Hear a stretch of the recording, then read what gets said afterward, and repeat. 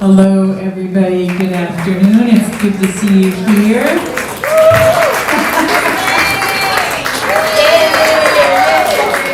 Yay! Here we are, Lansing, Michigan.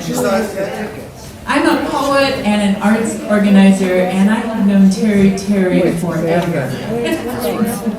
At least since the mid-1970s, when he and I were part of a seriously cool, extraordinarily creative crowd of young artists, musicians, writers, dancers, actors, very free-form, very intermingling, very wild and exciting. There were parties, tremendously exciting parties, and there was Beggar's Banquet. And if you were not high, you could get high in a minute from the energy, the music, and the endless parade of fascinating human beings. We were learning how to make art and how to make things happen. In 1976, I was the leader of a feminist cable TV program called Woman Wise. And we had very dignified interviews with talented women in the community.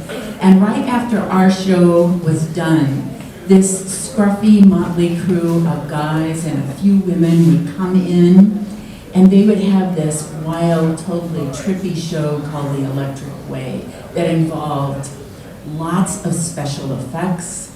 I am told that they sometimes turned the cameras at a 90-degree angle and advised the viewers to lie down sideways to view the show. Terry was at the center of it. He was leading the way. That was my initial impression of him as the leader of this mad, free-form group of young artists.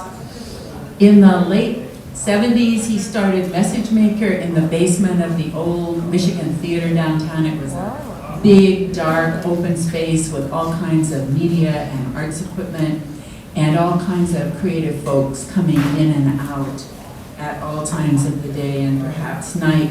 When he moved Message Makers to Old Town in the 80s, he and Robert Busby and many other artists worked to transform Old Town into the thriving arts center that it is today.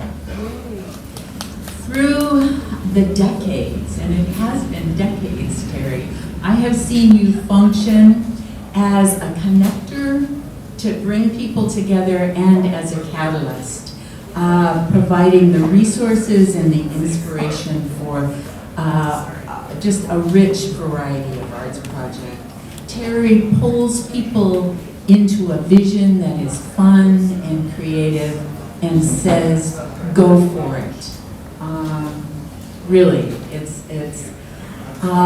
thinking back, I think maybe the first festival I was aware of was the Snake Rodeo.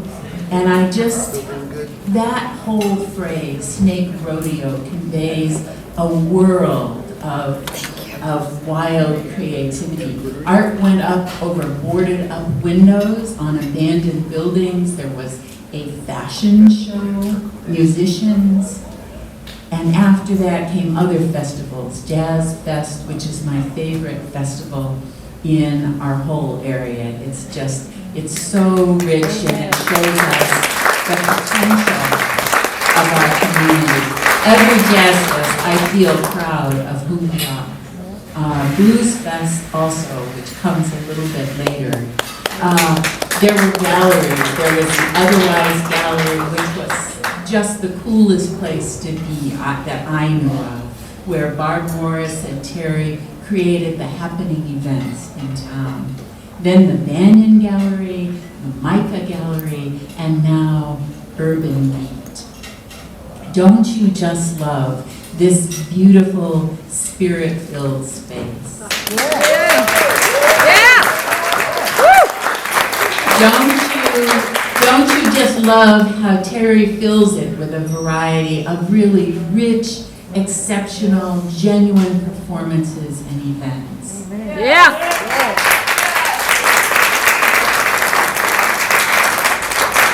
Creative people create art, and art creates community and culture. The truth of Lansing is that we've been bruised and perhaps battered by economic forces for some decades, and now the pandemic. But we have an enormously vital and thriving arts culture here, talented, energetic arts culture, and that arts culture is the direct result of tireless and brilliant work over decades by Terry and by other dedicated and passionate arts organizers. Yes. Bravo, Terry. Thank you.